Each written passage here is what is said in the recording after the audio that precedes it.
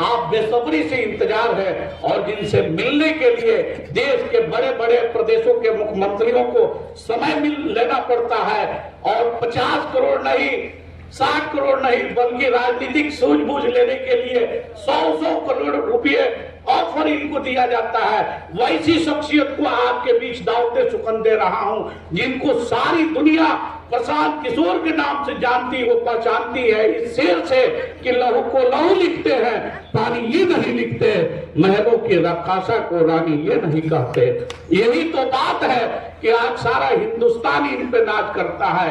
ये इतिहास लिखते हैं, कहानी ये नहीं लिखते। बहुत बहुत धन्यवाद फैज भाई। आदाब, नमस्कार। सबसे पहले तो आपने अपने गांव के इस प्रांगण में मुझे बुलाया, मुझे मेरी बात कहने का, आपसे परिचय करने का अवसर दे रहे हैं, उसके लिए आपका तहे दिल से शुक्रिया अदा करता हूं, आपका आभार व्यक्त करता हूं। देखिए, मैं नेता नहीं हूं, हम कोई मंत्री विधायक नहीं हैं, मुखिया सरपंच भी नहीं, और हमने कोई दल भी नहीं बनाया है और आपसे आपका वोट मांगने भी नहीं आया। हम पैदल चल रहे हैं। मैंने संकल्प लिया है कि पूरे बिहार में गांव, शहर, कस्बा, पंचायत पैदल चल के जाएंगे। पूरा बिहार घूमने में करीब करीब 5000 किलोमीटर पैदल चलना पड़ेगा। 1 से 1.5 वर्ष का समय लगेगा। स्वाभाविक है कि लोग पूछ रहे हैं कि मैं पैदल क्यों चल रहा हूं। मेरे पैदल चलने से तो आपकी स्थिति नहीं सुधरने वाली है। यहाँ की गरीबी नहीं खत्म होगी, बच्चों की शिक्षा की व्यवस्था अच्छी नहीं होगी, यहाँ भ्रष्टाचार खत्म नहीं होगा, आपकी समस्याओं का समाधान नहीं होगा। हम पैदल क्यों चल रहे हैं? पैदल इसलिए चल रहे हैं कि जिस सूबे में, बिहार में हम लोग रहते हैं, आज से 40-50 साल पहले भी देश का सबसे गरीब और पिछड़ा राज्य था, और आज भी 50 वर्ष के बाद भी देश का सबसे गरीब, सबसे पिछड़ा, सबसे ज्यादा अशिक्षित, सबसे ज्यादा भुखमरी और बेरोजगारी वाला राज्य बिहार ही है। ये पुराने रोग की तरह है, ठीके नहीं हो रहा है। पहले वर्षों तक हमने कांग्रेस को वोट दिया, उसके बाद 15 साल इस राज्य ने लालू जी का भी शासन देखा। 17 साल से हम लोग नीतीश जी पर दांव लगाए हैं। बिहार की जनता ने मोदी जी को भी दिल्ली में बैठा कर देख लिया, बिहार की दुर्दशा सुधर नहीं रही। तो हम चले हैं पैदल, ये देखने, समझने, लोगों से बात करने कि आखिर ऐसी क्या बात है कि बिहार सुधर नहीं रहा। तो ये जो पूरा जन सुराज है, ये दल बनाकर चुनाव लड़ने का अभियान नहीं है, ये समाज की मदद से एक नई राजनीतिक व्यवस्था बनाने का प्रयास है। एक ऐसी व्यवस्था जो महात्मा गांधी के विचारों से प्रेरित है, जो आजादी से पहले की कांग्रेस को पुनर्जीवित करने का अभियान है, जिसमें दल तो बने लेकिन दल किसी व्यक्ति का नहीं, किसी परिवार, किसी जाति, किसी धर्म का नहीं, बिहार के उन सारे लोगों का हो जो इसको मिलकर बनाए और आगे मिलकर ही चलाए। जिसमें चुनाव तो लड़ा जाए, लेकिन चुनाव सिर्फ चुनाव जीतने के लिए नहीं लड़ा जाए, सत्ता के परिवर्तन के लिए नहीं, व्यवस्था के परिवर्तन के लिए चुनाव जीता जाए। जिसमें सरकार बने, लेकिन सरकार वैसी बने जिसके पास बिहार को सुधारने का जमीन से उठकर बनाया हुआ योजना भी हो। तो पदयात्रा का पहला उद्देश्य यह है कि बिहार के हर पंचायत का, बिहार का नहीं, बिहार के हर पंचायत का 8,500 पंचायतों का मैं अगले 10 साल का योजना बनवा रहा हूं। जब पदयात्रा खत्म होगा तो आपको ये जारी करेंगे योजना बनाकर, ताकि आप ये देख सकें कि आपके गांव, आपके पंचायत के विकास के लिए जन सुराज की क्या योजना है। जब पदयात्रा खत्म होगा तो उस योजना को आप देख पाएंगे। उसको पढ़िए, देखिए, समझिए, मूल्यांकन कीजिए। सही लगे तो अपनाइए, न सही लगे तो छोड़ दीजिएगा। उस योजना में खाली ये नहीं बताएंगे कि आपके गांव में गए थे, वहां पर नाली गली टूटी हुई है, उसका मरम्मत करा दिया जाएगा। सड़क नहीं है, सड़क बना दिया जाएगा। ये तो समस्या है, समस्या का समाधान होना ही चाहिए। उसमें समस्याओं के साथ साथ 3 बातें और बताएंगे। आपको ये बताएंगे कि आपके पंचायत में बच्चों के पढ़ने के लिए बेहतर व्यवस्था कैसे बनाई जाएगी। आपको ये बताएंगे कि यहाँ पर खेती किसानी करने वाले लोगों की आमदनी को कैसे बढ़ाया जाएगा। आपको ये भी बताएंगे कि आपके पंचायत में 500 से 1000 लोगों के रोजगार की नई व्यवस्था कैसे की जाएगी। ये योजना बनाने निकले, लेकिन हम तो आज निकलल बानी तो हमरा बुझाता रउआ तो ये रहता नहीं। आप तो यही रहते हैं, आपको तो मालूम है, आपको तो हमसे ज्यादा अनुभव है, ज्यादा समझ है, आपको आपकी समस्या से सब पता है। तो सुधार क्यों नहीं रही? सुधार इसलिए नहीं रही है कि पिछला कोई 5 वर्ष रुपया बैठ जाए, जहां बिहार में चल जाए, बिहार में जहां जाइएगा लोग आपको बताएगा कि यहाँ कितना भ्रष्टाचार बा, यहाँ बच्चों के पढ़ने की व्यवस्था नहीं है, लोगों को रोजगार नहीं है, अस्पताल नहीं है, सड़क नहीं है, नाली नहीं है, खेत में पानी नहीं है, फसल का दाम नहीं है। ये सब बात आप जानते हैं, रोज बात भी करते हैं, लेकिन जिस दिन वोट होता है ये सारी बात आप भूल जाते। वोट के दिन बिहार में आदमी को 4 बात याद है। पहला बात, हमारा जात क्या है, के हमारा जात के खड़ा बा, चलो ओकरा के वोट दिया। जो जात से बच गया उसको धर्म के नाम पर हिंदू मुसलमान भारत पाकिस्तान पुलवामा चाइना करके वोट दिया था। कल तक जिस नेता को आदमी गाली दे रहा था तो वोट के दिन कह रहा है कि छोड़ो छोड़ो नीचे, देखो मोदी जी के पाकिस्तान के सबक सिखावे के बाद चलो चलो जल्दी दो भाजपा के वोट। जो दोनों से बच गया, जो दोनों से बच गया, वो कहता है कि भैया जाए दी कतनो कष्ट बाना, रोड नहीं खे, लड़कन के पढ़ाई नहीं खे, रोजगार नहीं खे, लेकिन हो लालू जी के अपराध वाला राज रहे भैया, वो ना चाहे। तो लालू जी के अपराध के जंगल राज के डर से आदमी जाकर भाजपा को वोट दे रहा है। और चौथा समाज आपका है।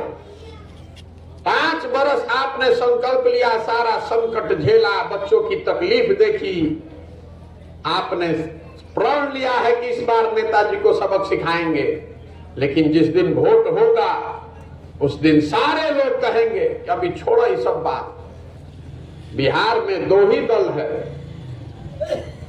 मुसलमान भाई लोग हमको कह रहा है कि जाए भैया जी ही चाहे मरी, 2 भैया दल में एगो मोदी जी के भाजपा, लालू जी के ललटे। भाजपा के तो दे ना सकी तो मुसलमान विरोधी पार्टी बा, तो बचल के नीतीश जी के पार्टी रहे, अब तो पार्टी बचले नहीं है। ये बेचारे कभी ललटेन पकड़ के लटक जइहन, कभी कमल के फूल पर बैठ जइहन, बुझेबे ना करी कि जइहन के। तो मुसलमान मजबूरी में ये कह रहा है कि जिए या मरे भाजपा को दे नहीं सकते हैं, तो ललटेन बा, ललटेने के दो वोट। आधी जनता लालू जी के डर से भाजपा को और आधी जनता भाजपा के डर से लालू को वोट दे रही है। जब आप वोट ही नहीं दे रहे अपने बच्चों के शिक्षा के लिए, अपने नाली गली के लिए, अपने बच्चों के रोजगार के लिए, तो बिहार सुधरेगा कैसे? यही बताने चले, खाली 5 बरस रुपया बैठ के बतियावता नहीं। इसीलिए हाथ जोड़कर सबको कह रहे हैं, वोट नहीं मांग रहे, सबको घरे घरे जाकर हाथ जोड़ रहे हैं। अरे भाई, अपना नहीं तो अपने बच्चों का चिंता कीजिए। अगर नहीं कीजिएगा तो जिस गरीबी, जिस बदहाली में आपकी जिंदगी बीती है, इसी में आपके आने वाले पीढ़ी और बच्चों की भी जिंदगी बीतेगी। कोई नहीं सुधार सकता है, कोई बिहार को नहीं सुधार पाएगा। जब आपको अपने बच्चे की चिंता ही नहीं है। हम अभी 125 दिन से पैदल चल रहे हैं और कैमरे पर रोज कहते हैं, आपको भी बता रहे हैं, कोई सच्चर कमेटी की रिपोर्ट पढ़ने की जरूरत नहीं।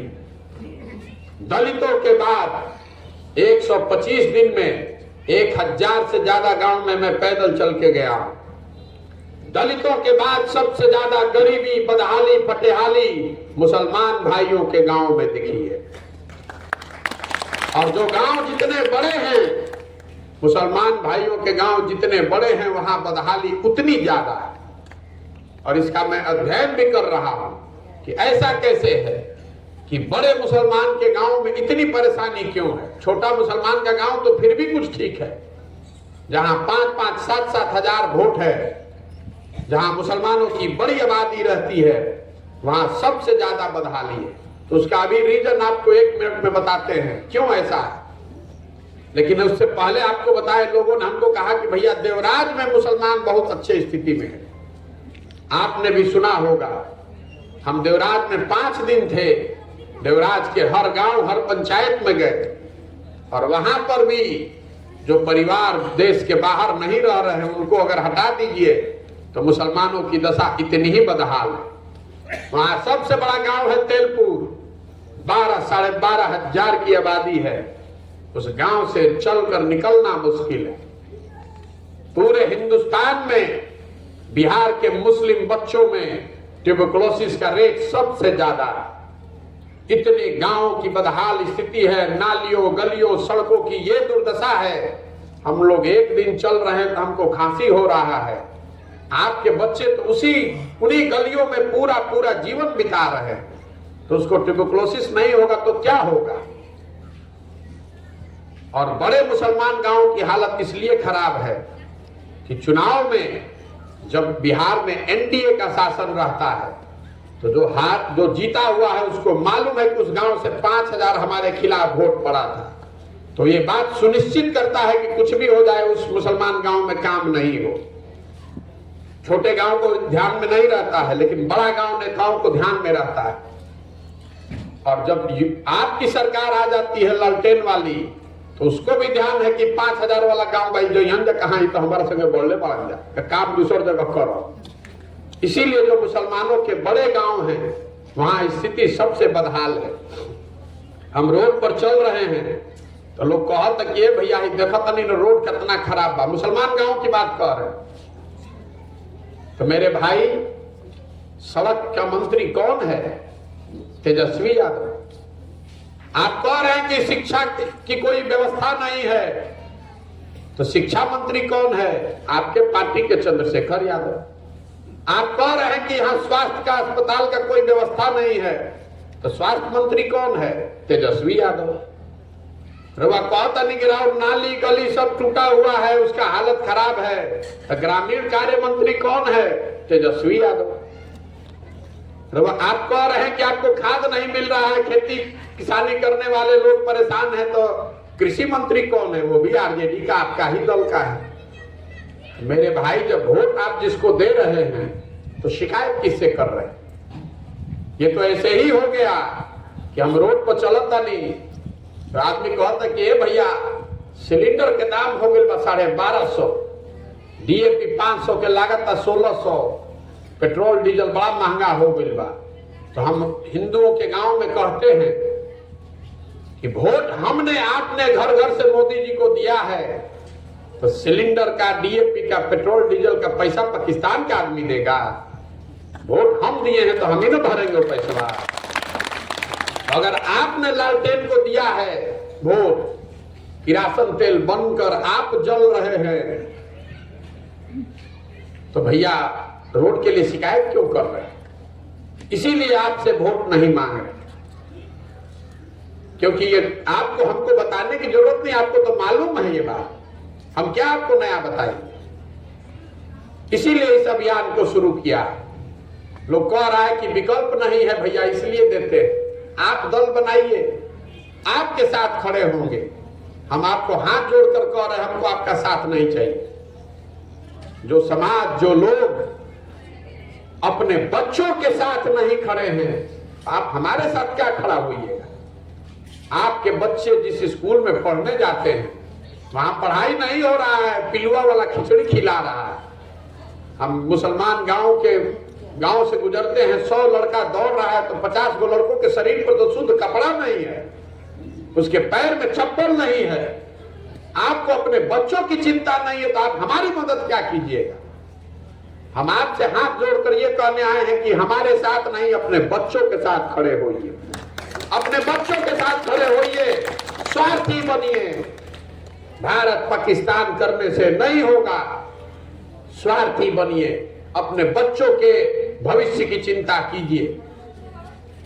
मुसलमानों को ऐसा लग रहा है कि कोई प्रशांत किशोर दल बनाइएगा, बनाइए भैया, दल क्यों नहीं बना रहे।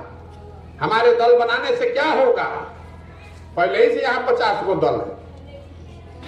जो बिहार में दल बनाता है वही बन जाता है उस दल का नेता। ये भी कह देता है कि हमारे बाद होगा हमारा बेटा, और जितना आदमी तुम लोग हो सब लोग हमारा झंडा लेके ढो। तो ये दल बनाने का अभियान नहीं है, ये अभियान है जो रास्ता महात्मा गांधी ने बताया है कि अगर विकल्प बनाना है तो पैदल इसलिए चल रहे हैं कि गांव शहर देहात कस्बे से हर उस आदमी को ढूंढ कर निकाले जो नया विकल्प बनाना चाहता है, जो अपने और अपने बच्चों के भविष्य के लिए कंधा लगाना चाहता है। जब ये पूरा पदयात्रा खत्म होगा तो सारे लोगों को एक साथ बैठाएंगे और सब लोग मिलकर तय करेगा कि दल बनाना है तो बनाया जाएगा दल। लेकिन अगर दल बना तो दल प्रशांत किशोर का नहीं, किसी जाति का नहीं, किसी व्यक्ति का नहीं, किसी परिवार का नहीं, वो दल होना चाहिए उन सारे लोगों का जो इसको मिलकर बनाए और आगे मिलकर चलाए। ये गांधी की आजादी से पहले की कांग्रेस को पुनर्जीवित करने का अभियान है, दल बनाकर चुनाव लड़ने का अभियान नहीं है। ये सब बात तो हम आपको बता रहे हैं, लेकिन आपकी चिंता ये नहीं है। आपके कुछ सवाल है, उसका जवाब भी देने आए। मुसलमानों को प्रशांत किशोर से दिक्कत नहीं है, जन सुराज आ जाए तो सबसे बड़ी खुशी तो आप ही को है। लेकिन आपकी चिंता अभी ये है कि अरे भाई नया बखेड़ा में कहीं भाजपा के तो ना मदद हो जाएगी। आप अकुलाहट में पड़े हुए हैं, अरे भाई कहीं भाजपा का तो नहीं है, भाजपा को तो नहीं फायदा हो जाएगा, मेरा वोट तो नहीं बट जाएगा। तो आपके 3-4 जो सवाल है उसका जवाब देने आए। आपका पहला सवाल ये है कि अगर आप भाजपा के विरोध में है तो महागठबंधन का मदद भैया काहे नहीं कर दे। बिहार में महागठबंधन का मदद कीजिए, भाजपा को हरा दीजिए। तो इनकी मदद क्यों नहीं कर रहे? मदद इसलिए नहीं कर रहे हैं कि 2015 में पहली बार महागठबंधन इस देश में, मैंने वो शब्द ही मैंने लिखा है, मैंने बनाया, यहाँ आपके सबके सहयोग से चुनाव जीता गया। और नीतीश कुमार बिना किसी वजह के, जब मैं यहां से पंजाब चला गया तो उसका 6 महीना के अंदर ये आदमी बिना किसी वजह के महागठबंधन छोड़ के भाग गया भाजपा में। तो आप में से जितने सज्जन यहाँ बैठे हैं, कौन ऐसा आदमी है जो सब समाज के सामने ये गारंटी ले सकता है कि हम फिर 2 बरस मदद करें और जीतने के बाद नीतीश कुमार नहीं भागेंगे? कोई ले सकता है गारंटी? हम आपको गारंटी के साथ लिख कर जा रहे हैं। आज की तारीख और जगह निश्चित लिख के रखिए। आप बिल्कुल इस बार महागठबंधन को ही वोट दीजिए, ये आदमी फिर भागेगा, लिख कर रखिए। आपको कुछ नहीं मालूम है। आप कितना जानते हैं नीतीश कुमार को? 2-4 बार सभा में सुने होंगे, हम नीतीश कुमार के साथ उनके घर में 2 बरस रहते। ये महागठबंधन बनाने से पहले मार्च में आकर नीतीश कुमार हमसे दिल्ली में घंटों बैठ के मिले हैं, मीडिया से आपको पता भी होगा। ये आदमी एक पैर महागठबंधन में रखे हुए है और दिल्ली में भाजपा के साथ बैठा हुआ है। दिल्ली में जो कानून बनता है वो लोकसभा और राज्यसभा दोनों में पास होता है। कल अगर यूनिफॉर्म सिविल कोड पर वोट होगा तो लोकसभा में तो भाजपा के बहुमत पास हो जाएगी। राज्यसभा में पास करने के लिए भाजपा को, बिल पास कराने के लिए, कानून बनाने के लिए भाजपा को जुगत लगाना पड़ता है। तो राज्यसभा का उपसभापति कौन है? अभी नीतीश कुमार के पार्टी का हरिवंश जी हैं, उनका पार्टी का MP है। तो पेपर पर भी टेक्निकली वो वहां पर NDA के हिस्सा है, जब बिहार में महागठबंधन बना तो दोनों विधानसभा विधान परिषद के अध्यक्षों को हटाया गया, राज्यसभा के उपसभापति को काहे नहीं हटाया जा रहा भैया? ये नहीं हटाते तो भाजपा वाला हटा देता। अरे भाई वो खिड़की खोल कर रखे हैं, कभी मौका जरूरत पड़ जाए तो उसी चैनल से भाजपा से जुड़ जाएंगे, आपको पता ही नहीं है। 2015-16 में ये अरुण जेटली वो खिड़की थे, आज वो खिड़की हरिवंश जी। दूसरी बात, जिनको ऐसा लगता है आप लोगों को कि गठबंधन बना के दलों को जोड़कर भाजपा को हराया जा सकता है, तो आपको ये विश्वास से कह रहा हूं, 2015 के बाद जाइएगा इंटरनेट पर पढ़ लीजिएगा, किताब अखबार निकालकर। 2015 के बाद देश में जहां पर भी महागठबंधन बनाया गया है, हर जगह भाजपा जीत कर आई है। कहीं महागठबंधन से भाजपा को आप नहीं हरा सकते। भाजपा तो कॉफी का झाग है, कॉफी तो आरएसएस है जो एक विचारधारा आधारित व्यवस्था है। आप झाग से लड़ने की कोशिश कर रहे हैं। अगर भाजपा से लड़ना है तो लोहे को लोहा काटता है। आपको भी गोडसे की विचारधारा से लड़ना है तो गांधी की विचारधारा आधारित व्यवस्था को पुनर्जीवित करना पड़ेगा। इसलिए सब कुछ छोड़कर ये नया व्यवस्था बनाने में लगे। किसी को तो संकल्प लेके चलना पड़ेगा कि 10 वर्ष लगे कि 15 वर्ष इसको बनाया जरूर जाएगा, और नहीं तो हर जगह आप अपना वही चुनाव के गणित में पड़े रहिएगा। संघ को, भाजपा को एक चुनाव के नजरिए से नहीं बनाया गया है। 15 साल, 20 साल, 30 साल लोगों ने अपना जीवन खपाया है उसको बनाने में। अगर आपको उससे लड़ने के लिए बेहतर आर्मी बनानी है तो आपको भी लंबे लड़ाई के लिए तैयार होना पड़ेगा। और नहीं होना चाहते हैं तो जो ये समीकरण वाली व्यवस्था है इसमें बने रहिए। आपको तो मालूम ही है कि अब MY समीकरण नहीं रह गया है, हम रोज कहते हैं YM समीकरण है। जहां Y है वहां M है, जहां M है वहां Y नहीं है। अपना जाके घरे गुणा गणित लगाइएगा इसका। समीकरण MY पलट के हो गया YM। जाति आधारित समीकरण से आप भाजपा से नहीं लड़ सकते। तीसरी बात आप कह रहे भाजपा का B टीम है। अभी फैज भाई बता रहे थे कि अभी आप पर सबसे बड़ा संकट आया CA NRC का। CA NRC को रोका गया उस दिन जिस दिन 2 मई 2021 को भाजपा को बंगाल में शिकस्त दी गई। जाके ये भी देख लीजिएगा, 2 मई 2021 के बाद से कोई CA NRC का चर्चा कहीं नहीं चल रहा है। तो जिसको आप रहनुमा मानते हैं, जरा जाकर पता कीजिएगा कि नीतीश कुमार गए थे बंगाल। नीतीश कुमार तो भाजपा के साथ बैठ के सरकार चला रहे थे, और तेजस्वी यादव नहीं गए थे बंगाल लड़ने, प्रशांत किशोर गए थे। जब कोरोना में आप अपने घर में बैठे हुए थे तो 2 बरस बंगाल के गांव-गांव, शहर-शहर मैंने जाकर अपना जान लगाया, अपना कंधा लगाया। जब दीदी के अपने लोग छोड़कर चले गए भाजपा में, जब पूरे हिंदुस्तान ने मान लिया कि भाजपा को बंगाल जीतने से कोई नहीं रोक सकता है, तब प्रशांत किशोर ने कहा था कि हराएंगे ही नहीं, 100 के नीचे इनको उल्टाएंगे। कितना पर उल्टाए? 77 पर।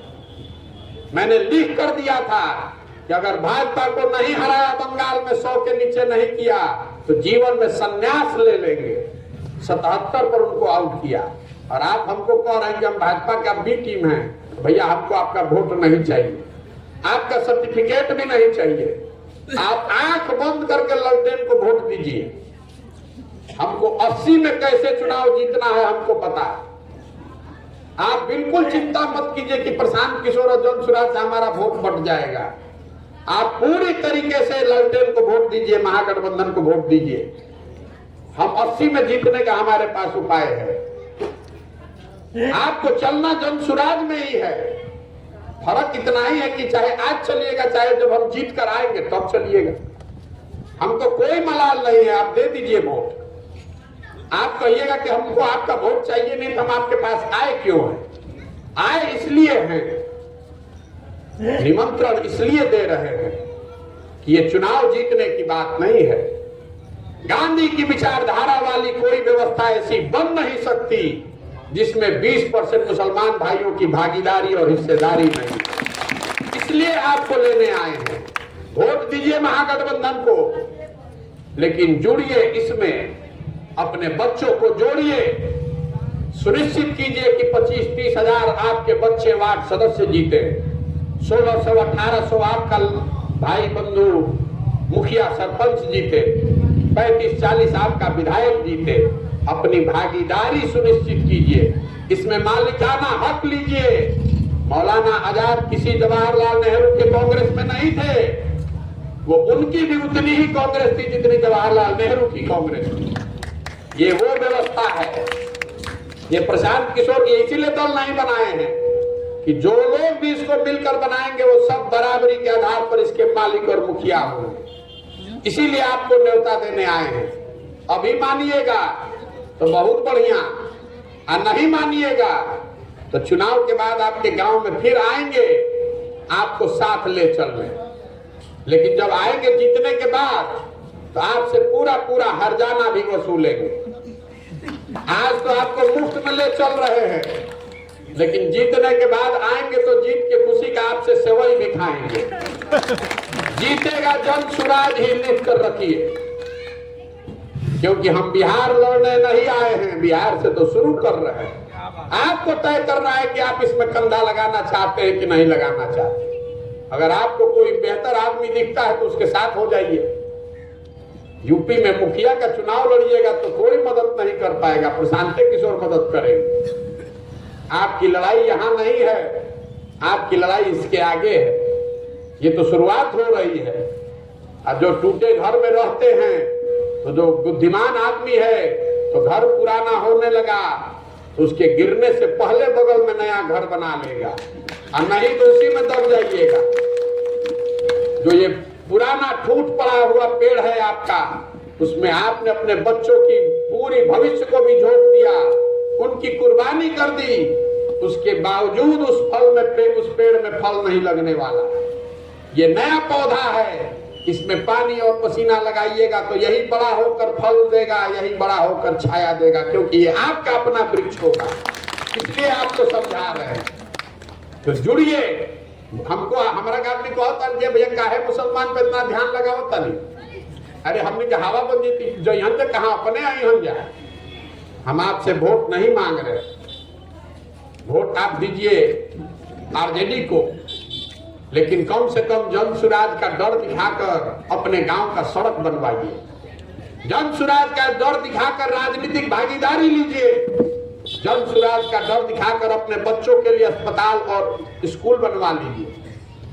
आरजेडी के एक बहुत बड़े नेता जो मुस्लिम समाज के हैं, नाम नहीं बोलेंगे, हमको फोन करके एक दिन मजाक में कहे कि भैया 2 महीना और रुआ चला दी तो हम पार्टी के अध्यक्ष बन जाए, और कुछ हो कि चाहे ना। और मन से रोज गांव में कहते हैं कि मेरा डर दिखाकर, जन सुराज का डर दिखाकर ही आप अपना कुछ काम कराइए। चुनाव लड़ने की बात देखी जाएगी। चुनाव तो 3 बरस के बाद है। मुसलमानों की हालत देखिए, हम मजबूती से लड़ रहे हैं तो मुसलमान भाई लोग कह रहे हैं कि इनकर कैसे मदद करिए। इतना मजबूती से लड़ रहे हैं, जरूर भाजपा वाला पैसा दे रहा होगा। अगर हम मजबूती से नहीं लड़ते तो आप ही कहते कि आदमी तो बहुत होशियार है लेकिन मजबूती से लड़िए नहीं रहा है, कैसे वोट दे इसको। आपको दोनों ओर से नहीं देना। हमसे पूछ रहे हैं कि पैसा कहां से आ रहा है। अरे मेरे भाई, आपकी सरकार है चचा भतीजा की।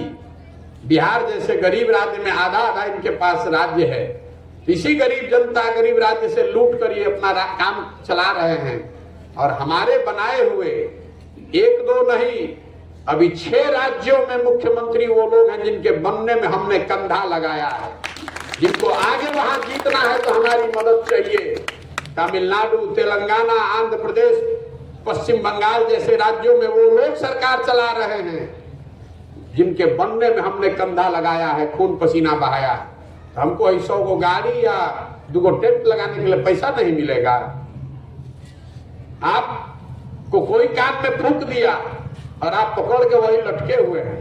मुसलमानों की हालत और देखिए। हमको कहता है कि भैया ज्यादा बोलता हूं लालू नीतीश के खिलाफ, मोदी के खिलाफ नहीं खन बोला। हम देवराज में भाषण दे रहे थे, एक हमारे मुस्लिम भाई जैसे आप फैज बैठे हुए हैं वैसे वहां गयासुद्दीन साहब उठकर कान में बोले कि भैया वो मोदी वाला लाइनवा बोल दी जो बोलता नहीं हिंदू वाला गौवा में बड़ा ताली बजी।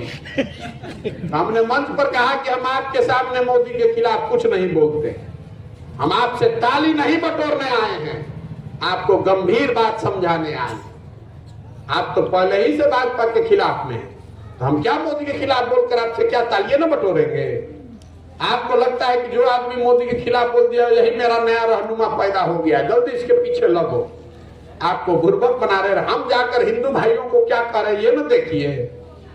आपको तय करना है कि ताली बजाना चाहते हैं कि चुनाव जीतना चाहते हैं, लड़ने वाले के साथ रहना चाहते हैं कि लड़कर जीतने वाले के साथ चलना चाहते हैं, आपको तय करना है। भाई किसी को आप मदद क्यों करते हैं राजनीति में? अपने विकास के लिए, राजनीतिक भागीदारी के लिए, या फिर अपने राजनीतिक प्रतिद्वंदी को हराने के लिए। बिहार में आप 30 वर्ष से आंख बंद करके बंधुआ मजदूर बन के ललटेन का बटन दबा रहे हैं, तो विकास का आलम तो आपको मैंने बताया कि मुसलमानों की हालत दलितों के बाद सबसे खराब है। भागीदारी का आलम यह है कि आज जो अभी आपकी सरकार चल रही है इसका बजट है पिछले साल का 2,37,000 करोड़, उसमें मुसलमान भाइयों के डिपार्टमेंट का बजट है 6,000 करोड़। तो आपकी भागीदारी कितनी है वो आप देख लीजिए। और तीसरा आप कहते हैं कि भैया इस सब का कोई हमको मतलब नहीं, हम तो भाजपा को हराने के लिए वोट देते हैं। तो जिस दिन से आपने आरजेडी को वोट देना शुरू किया है उस दिन भाजपा का बिहार में 0 MP था, देश में 2 MP था। आज भाजपा का देश में 330 है, बिहार में 39 है। तो आपको राजनीतिक भागीदारी मिली नहीं, विकास मिला नहीं और भाजपा को आप हरा नहीं पा रहे हैं। लेकिन फिर भी पुरानी तलवार है, इसका मोह आपसे जा नहीं रहा, इसी को लेकर आप भांजते रहना चाहते हैं। तो भांजिए जितना दिन भांजना है। इस तलवार से आपको जीत नहीं मिलेगी। लड़ाई के नियम बदल गए, अब तलवार से लड़ाई हो ये नहीं रहा है, लड़ाई हो रहा है गोली से, बंदूक से, मिसाइल से, और आप पुरानी तलवार लेकर चल रहे हैं। इसीलिए ये समझाने आए हैं। समझ में आए तो बहुत अच्छा, इस निमंत्रण को स्वीकारिए, और नहीं अगर आपको समझ में आए तो उससे भी अच्छा। आप जहां हैं वहां मजबूती से बने रहिए। आप दुआ दीजिए और मेरे कहने पर मत जाइए, मेरे कथनी पर नहीं, मेरे करनी को देखिए। 3 बरस जो हम कर रहे हैं उसको देखिए। सत्य की एक अपनी ताकत है, उसको किसी प्रमाण की जरूरत नहीं है। हम चल रहे हैं रोड पर, अगर हमारे कार्य में, हमारे करनी में ताकत होगी तो अपने आप आ जाइएगा। आपसे वोट नहीं चाहिए और आपसे चंदा भी नहीं चाहिए। हम किसी का 1 कप चाय भी नहीं पीते, आपका पिए हैं अभी। वैसे अपना चाय, खिचड़ी, टेंट, तंबू भी साथ में लेकर ही चलते। आपको ठीक लगे तो जुड़िए। आप बड़ी व्यवस्था बनाने निकले, गांधी के विचारों से प्रेरित इस व्यवस्था को खड़ा करने के लिए इसमें अपना कंधा लगाइए, और नहीं लगाइएगा कम से कम अपने बच्चों को इसमें जोड़िए, और मेरा डर दिखाकर कुछ अपना काम कराइए। 3 बरस में मेरी उसी में खुशी है। बहुत बहुत धन्यवाद।